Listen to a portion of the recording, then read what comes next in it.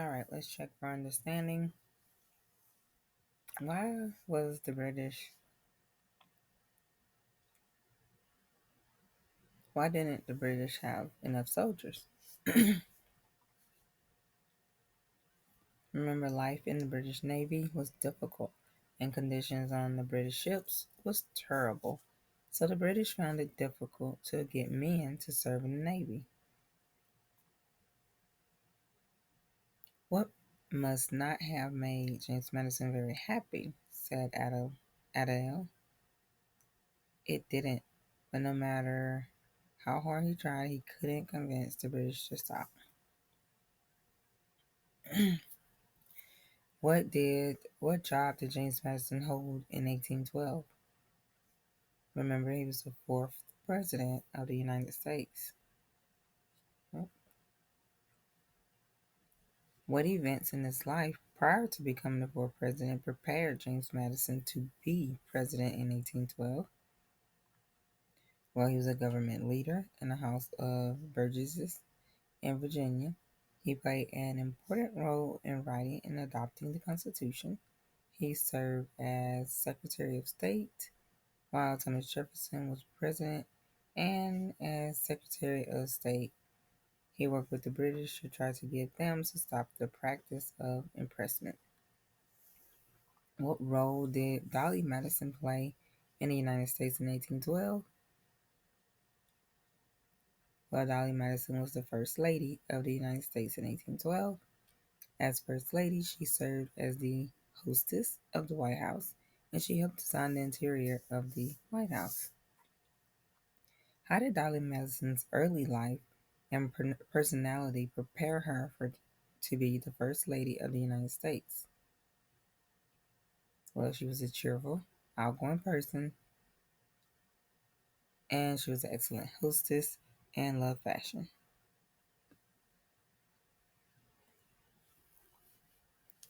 Well, why do you think James Madison was not eager to go to war? Okay, remember we talked about the United States was a very young nation. It could not have a large navy or army. The nation didn't have enough money to pay for a war. The United States may not win. So war is bad and scary.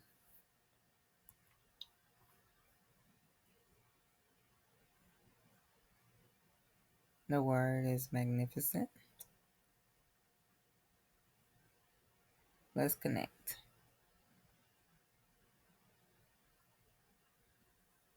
A suffix is something that is added to the end of a word, to give it a new meaning. The suffix full tells us that the word might mean full of something. The suffix less tells us that the word might mean without or not having something. You heard in the read aloud today that Dolly was known to be very cheerful and outgoing. Look at what happens if we divide the word cheerful into two parts, cheer and full. Cheer by itself means joy or happiness. The suffix full means full of. When these words are combined, they become the word cheerful. Cheerful is a word that describes someone as a happy or full of joy. The suffix less means without. Listen for the suffix less in the following. Listen for the suffix. In the following sentence, my mother decided to paint the part in cheerless room a brighter color. What does the word cheerless mean in the sentence? That means without cheer or gloom. Can you identify the meaning of the word breathless? Yes, that would mean out of breath. So the suffixes full and less can be used to form words that are the opposite of each other. Or think about words like power, fear, color, harm, and and use those new words that are opposite of each other using suffixes full and less.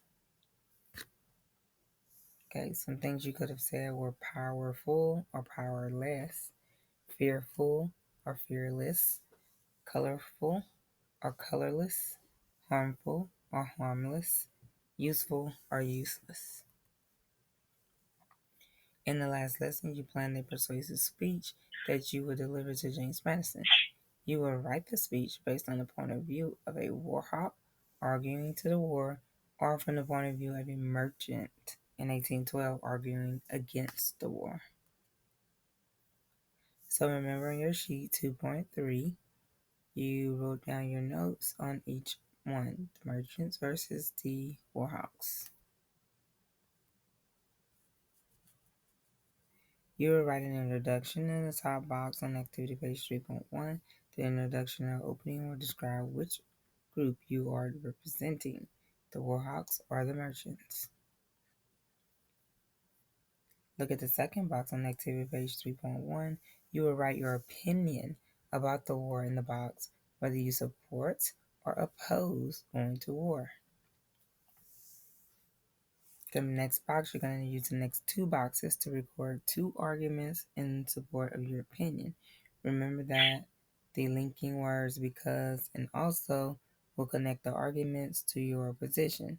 For example, you may say, I support going to war because, and also, and then in the last box on activity page 3.1, you're going to write a closing sentence or a conclusion. You will begin presenting your speeches in the next lesson.